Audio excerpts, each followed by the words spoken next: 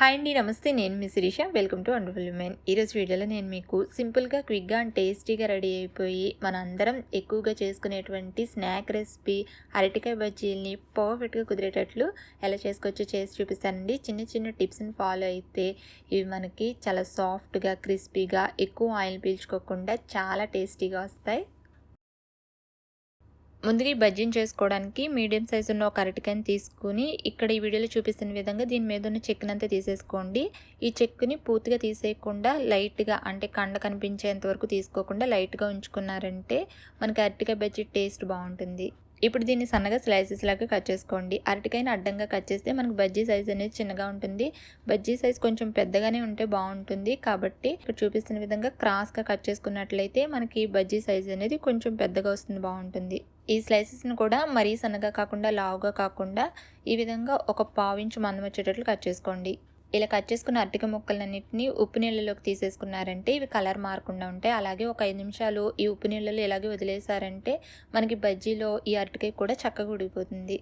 So ఇలా అరటికాయని cut చేసేసుకున్న తర్వాత ఇప్పుడు బజ్జీకి పిండిని కలుపుకోవాలి. ఒక మిక్సింగ్ బౌల్లోకి 1 కప్పు శనగపిండిని, అలాగే బజ్జీ క్రిస్పీగా రావడం కోసం 2 టేబుల్ స్పూన్ల బియ్యం పిండిని, ఈ రెండింటిని కూడా జల్లెడ పడితే యాడ్ చేసుకోండి. ఇలా జల్లెడ పట్టుకోవడం వల్ల ఏంటంటే మనకి పిండి గాలి నింపుకొని మనకి పిండి బాగా గుల్లబారి బజ్జీలు బాగా గుల్లగా వస్తాయి. ఇప్పుడు ఇందులో 1/2 టీ స్పూన్ వాము, అలాగే మంచి కలర్లో బజ్జీ కనిపించడం కోసం కొద్దిగా పసుపు, రుచికి సరిపడా ఉప్పును కూడా వేసుకుని ఫస్ట్ వీటినన్నింటినీ ఒకసారి బాగా కలిసేట్టు కలుపుకున్న తర్వాత ఇందులో 2 టేబుల్ స్పూన్ల వరకు వేడి ఆయిల్ వేసుకోండి. ఇలా వేడి ఆయిల్ వేసుకోవడం వల్ల మనం సోడా కూడా వేసుకోకలేదండి ఇందులో, అయినా కూడా బజ్జీలు చాలా గుల్లగా పొంగుతూ వస్తాయి. ఈ ఆయిల్ అంతా కూడా పిండికి పట్టేటట్లు చేత్తో పిండిని కొద్దిగా ఇలా రబ్ చేస్తున్నట్టుగా కలుపుకోండి. అంత బాగా కలిసేట్టు కలుపుకున్న తర్వాత ఇందులో కొద్దిగా వాటర్ని యాడ్ చేసుకుంటూ పిండిని కలుపుకోవాలి. పిండిని మరీ జారుగా కలుపుకోకూడదు, గట్టిగా కలుపుకోకూడదు. గట్టిగా కలుపుకుంటే మనకి బజ్జీలు గట్టి వచ్చేస్తాయి, లూజ్గా కలుపుకుంటే ఎక్కువ ఆయిల్ పీల్చేస్తాయి.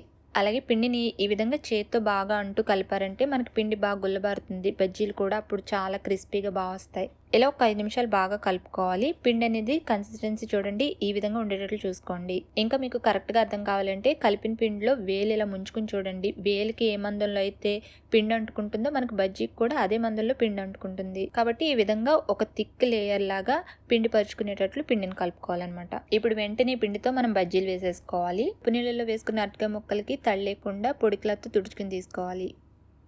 ఇప్పుడు ఈ ముక్కల్ని ఒక్కొక్కటిగా పిండిలో వేసుకుని బాగా పిండి పట్టించి ఈ ముక్కల్ని బాగా వేడెక్కిన ఆయిల్లో వేసేసుకుని డీప్ ఫ్రై చేసుకుని తీసుకోవడమే. వీటిని మీడియం ఫ్లేమ్లో పెట్టుకుని మాత్రమే వేయించుకోండి, అప్పుడే మనకు బాగా వస్తాయి ఇవి. ఒకవేళ బజ్జీలు మీకు పొంగకపోయినా గట్టిగా ఉన్నాయనిపించినా పిండిలో కొంచెం వంట సోడా వేసుకుని అప్పుడు వేసుకోండి, బాగా వస్తాయి. ఇలా ఇవి మంచి గోల్డెన్ బ్రౌన్ కలర్కి వచ్చేంత వరకు వేయించుకున్న తర్వాత వీటినన్నిటిని ఆయిల్ నుంచి తీసేసి పేపర్ నాప్కిన్ వేసుకుని ప్లేట్లోకి తీసేసుకోండి. ఇంతేనండి, ఇప్పుడు మనకి ఎంతో క్రిస్పీ అండ్ టేస్టీ అరటికాయ బజ్జీ రెడీ. ఇదే విధంగా మిగిలిన వాటిని కూడా వేయించేసుకుని తీసేసుకోండి. ఇలా బజ్జీలన్నింటిని వేయించుకుని తీసుకున్న తర్వాత ఇప్పుడు ఇదే ఆయిల్లో ఒక గుప్పెడిని వేరుశనగ గుళ్ళని ఇలా జాలి పెట్టుకుని ఇందులో వేసుకుని దోరగా వేయించుకుని తీసుకోండి. చూడండి బజ్జీలు ఎంత బాగా వచ్చాయో, చాలా క్రిస్పీగా ఉంటాయండి ఇవి. వీటిని మీరు కావాలంటే ఉత్తగానే తినేయచ్చు, లేదంటే ఏదైనా చట్నీ కాంబినేషన్గా తీసుకోవచ్చు. కానీ ఈ అరటికాయ బజ్జీ అసలైన టేస్ట్ని మీరు ఆస్వాదించాలంటే మాత్రం ఇక్కడ చూపించిన విధంగా వీటిని స్టఫ్ చేసుకుని తినండి. బజ్జీ టేస్ట్ని మీరు ఎప్పటికీ మర్చిపోలేరు, చాలా బాగుంటాయి ఇవి. బజ్జీని ఈ విధంగా కట్ చేసుకుని ఇందులో చిన్న ముక్కలుగా కట్ చేసుకుని ఉల్లిపాయ ముక్కలను కొని పెట్టుకోండి. తర్వాత కొంచెం ఉప్పు, కొంచెం కారం, వేయించుకున్న పల్లీలు కొన్ని, కొద్దిగా కొత్తిమీర తరుగు, కొంచెం నిమ్మరసం వేసుకుని ఈ విధంగా స్టఫ్ చేసుకుని టేస్ట్ చేయండి. ఇప్పుడు కదా అసలైన అరటికాయ బజ్జీ టేస్ట్ తెలిసేది. మరి మీరు కూడా ఓసారి ఈ విధంగా వీటిని చేసి చూడండి. మరి మీరు చేస్తే మీకు ఎలా వచ్చింది అని నాకు తెలియచేయడం మాత్రం మర్చిపోకండి. అలాగే మీకు ఈ రెసిపీ నచ్చితే లైక్ చేసి, షేర్ చేసి మరిన్ని tasty recipes and interesting videos కోసం ఈ ఛానల్ని సబ్స్క్రైబ్ కూడా చేసుకోగలరు. Thank you for watching.